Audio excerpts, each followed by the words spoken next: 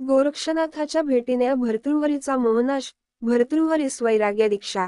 मागे एका अध्यायात सांगितल्याप्रमाणे गर्भाद्री पर्वतावर मच्छिंद्रनाथ राहिला व गोरक्षनाथ तीर्थयात्रा करीत होता। त्याने गिरिनारास जाऊन दत्तात्रेयाची भेट घेतली। तो दत्तात्रेयाच्या पाया पडल्यावर दत्तात्रेयाने तोंडावरून हात फिरविला व मच्छिंद्रनाथ कोठे आहेत व तू इकडे कोठे आलास म्हणून विचारले। तेव्हा गर्भाद्री पर्वतावर मच्छिंद्रनाथ तपश्चर्या करावयास राहिले आहेत व त्यांनीच सांगितल्यावरून व मी तीर्थ करीत करीत आपल्या चरणांजवळ आलो, असे गोरक्षनाथाने सांगितले। नंतर दत्तात्रेयाने गोरक्षनाथास सांगितले, मला तुझ्यापासून एक कार्यभाग करून घ्यावयाचा आहे। तो असा की भर्तृहरीवर मी अनुग्रह केला, पण तो आपल्या बायकोसाठी स्मशानात शोक करीत राहिला आहे। या गोष्टीस आज 12 वर्षे झाली। तो गवत पाने खाऊन जिवंत राहिला, तरी तू तेथे जाऊन त्यास सावध कर। हे सर्व जग मिथ्या, अशाश्वत आहे, असे त्याच्या अनुभवास आणून दे व त्यास नाथपंथांत आण। मी त्यास मागे उपदेश केला तेव्हा त्याने मी नाथपंथास अनुसरेन असे माझ्याजवळ कबूल केले होते। असे सांगून भर्तृहरीची जन्मापासूनची संपूर्ण हकीकत सांगितली। ती ऐकून घेतल्यानंतर गोरक्षनाथाने दत्तात्रेयास सांगितले की आपल्या कृपेने मी हे कार्य करून येतो। नंतर दत्तात्रेयाची आज्ञा घेऊन आणि त्यास वंदन करून तो निघाला। मग गोरक्षनाथाने व्यानास्त्राचा जप करून कपाळी भस्म लावताच तो 1 निमिषात 50 योजने लांब अवंतीस गेला। तेथे स्मशानामध्ये भर्तृहरी बसला होता। शरीर अगदी क्षीण झाले होते व त्यास पिंगलेचा एकसारखा ध्यास लागला होता। त्याची स्थिती पाहताच गोरक्षास अत्यंत वाईट वाटले। त्याने असा विचार केला की या समयी हा पिंगलेच्या विरहाने अगदी भ्रमिष्ठासारखा होऊन गेला आहे। अशा वेळी जर मी यास उपदेश करीन तर फायदा होण्याची आशा नाहीच, पण उलट माझे सर्व भाषण मात्र व्यर्थ जाईल। यास्तव तो आपल्या सांगण्यास अनुकूल होऊन आपल्या मनाप्रमाणे वागले अशी युक्ती योजून कार्यभाग साधून घ्यावा। त्याप्रमाणे विचार करून गोरक्षनाथाने कुंभाराकडे जाऊन 1 मडके विकत घेतले व त्यास बाटली असे नाव दिले। नंतर त्या मडक्यास चित्रविचित्र रंग देऊन सुशोभित केल्यावर तो स्मशानात घेऊन गेला। तेथे ठेच लागली असे ढूंग करून तो जमिनीवर पडला व बेशुद्ध झाल्यासारखे त्याने केले। त्यावेळेस बाटली, मडके फुटून गेली असे पाहून तो रडू लागला।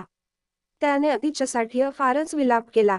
त्याने त्या खापराचे सर्व तुकडे जमा करून जवळ घेतले आणि रडत बसला, ती आपणास अत्यंत उपयोगाची होती व मी मरून ती बाटली राहिली असती तर फार नामी गोष्ट पडती, अशा भावार्थाच्या शब्दांनी फारच विलाप करून बाटली बाटली म्हणून मोठमोठ्याने गोरक्षनाथ रडत बसला। हे पाहून जवळच बसलेला भर्तृहरीस नवल वाटले। त्यास राहून राहून हसू येई। गोरक्षनाथ एकसारखा धायधाय रडत होता। तो म्हणे, माझे बाटलीधन कोण्या दुष्टाने हिरावून नेले।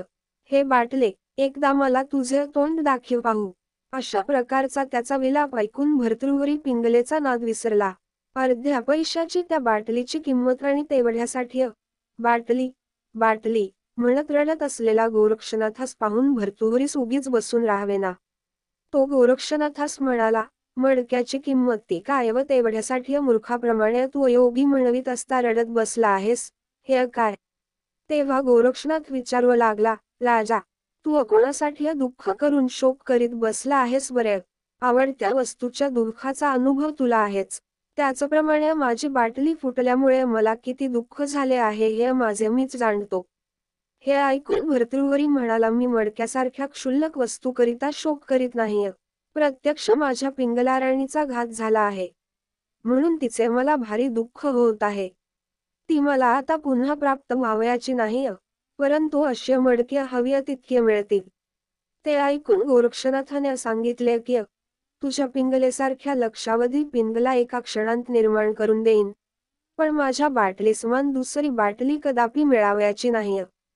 तेव्हा भर्तृहरीने म्हटले की तू लक्षावधी पिंगला उत्पन्न करून दाखव म्हणजे मी तुला लाख बाटल्या निर्माण करून देतो।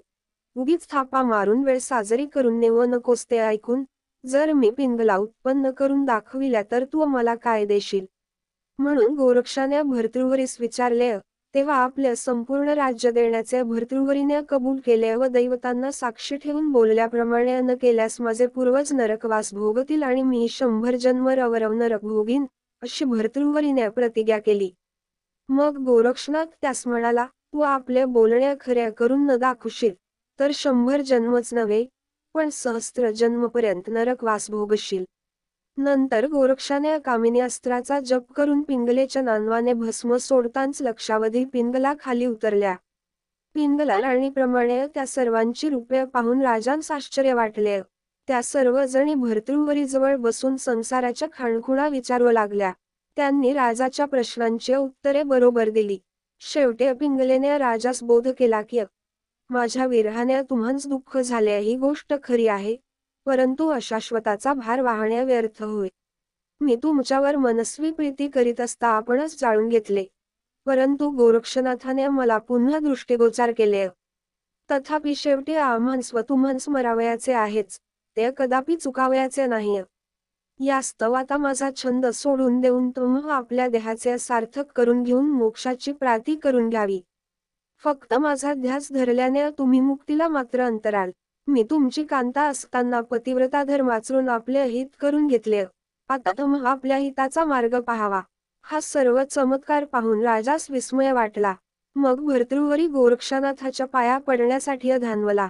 तेव्हा गोरक्षनाथाने त्यास हाती धरून सांगितले, राजा, माझा गुरु मच्छिंद्रनाथ हा दत्तात्रेयाचा शिष्य आहे व तुलाही त्या दत्ताचाच अनुग्रह झालेला आहे. तर तू माझ्या गुरुचा बंधू आहेस म्हणून मला गुरुस्थानी आहेस. सबब मी तुझ्या पाया पडणे योग्य होय व म्हणून मीच तुला साष्टांग नमस्कार करीतो. राजा, आता मला सांग की तुझ्या मनात काय आहे? पिंगलेसह वर्तमान राज्यसुखाचा उपभोग घेण्याचे इच्छा आहे का वैराग्यवृत्ती घेऊन जन्माचे सार्थक करून घेणार? ते ऐकून राजाने सांगितले की मी पिंगलेसाठी 12 वर्षे भ्रमिष्ठ होऊन बसलो होतो, परंतु ती माझ्या दृष्टीस पडली नव्हती. तू योग सामर्थ्याने म्हणता शेकडो पिंगला मला दाखविल्यास हे सामर्थ्य राजवैभवांत दिसत नाही. मी भ्रांत होऊन श्रीगुरूच्या हातून निसटलो आणि मोठ्या संकटात पडलो. आता कृपा करून मला दत्तात्रेयाचे दर्शन कर. मी योगमार्गाचा स्वीकार करणार. दत्तात्रेयाच्या दर्शनास जाण्यापूर्वी भर्तृहरी गोरक्षनाथास म्हणाला की तू या सर्व पिंगला अदृश्य कर व राज्यकारभार आपल्या हातात घेण्यासाठी राजवाड्यात चल. ते भर्तृहरीचे म्हणणे गोरक्षनाथाने कबूल करून पिंगला अदृश्य केल्यावर त्यास घेऊन तो नगरांत गेला. त्यावेळेस सर्वांना आनंद झाला. विक्रमराजाने गोरक्षनाथास सुवर्णाच्या चौरंगावर बसवून त्याची षोडशोपचारांनी पूजा केली. भर्तृहरीस कोणत्या युक्तीने देहावर आणले हे मला कृपा करून सांगावे अशी गोरक्षनाथाची विक्रमराजाने प्रार्थना केली. तेव्हा त्याने घडलेला सर्व प्रकार त्यास निवेदन केला व पुढचा संकेतही त्याच्या कानांवर घातला. मग विक्रमाने त्या दोघांस आणखी 6 महिने पावेत व तेथे राहण्याचा आग्रह केला. 12 वर्षेपर्यंत भर्तृहरी केवळ झाडांची पाने खाऊन राहिल्याने अगदी क्षीण होऊन गेला आहे व तितक्या अवकाशात त्यास काहीशी अशक्ती येईन असे विक्रम म्हणाला. तेव्हा गोरक्षनाथाने सांगितले की आज जी राजाची बुद्धी आहे तीच पुढे कायम राहील हा नेम नाही, म्हणून आमच्याने येथे राहवत नाही. परंतु विक्रमाने अति आग्रह केल्यावरून तो 3 रात्री तेथे राहून भर्तृहरीस बरोबर घेऊन निघाला. त्यावेळेस भर्तृहरीच्या स्त्रियांनी गोरक्षनाथावर फार रागवून शिव्यांची वृष्टी केली. परंतु विक्रमराजाने आनंदाने उभयतांची रवानगी केली. त्यावेळी अगान्वची दुसरी बरीच मंडळीही त्यास पोचविण्यासाठी विक्रमराजाबरोबर गेलेली होती. गोरक्षनाथाने भर्तृहरीस स्पष्ट सांगितले की जर तुझे मन संसारात गुंतत असेल तर तू अजून माघारी जा आणि खुशाल संसार सुखाचा उपभोग घे. मी आडकाठी करीत नाही. पण भर्तृहरीस ते बोलणे रुचले नाही. आपण संसारास विटलो असे त्याने निक्षून सांगितले. मग गोरक्षनाथाने आपली शैली, शिंगी, कंथा त्यास देऊन भिक्षेकरिता झोळी दिली. प्रचिती पाहण्यासाठी त्याच्यात स्त्रियांकडे भिक्षा मागावयास त्याला पाठविले. तेव्हा स्त्रियांनी रडून गोंधळ केला. त्याचे गुण आठवून त्या त्यास राहण्यासाठी आग्रह करू लागल्या. पण भर्तृहरीचे मन डगमगले नाही. तो त्यांचा तिरस्कार करून निघून गेला. मग विक्रम वगैरे सर्व मंडळी परत नगरांत गेली. विक्रमाने भावजयांची समजूत करून त्यांचे शांतवन केले.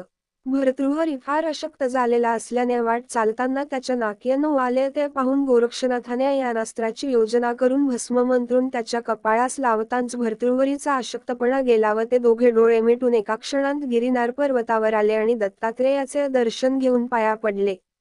दत्ताने त्यांच्या तोंडावरून हात फिरविला व त्यांचे समाधान केले.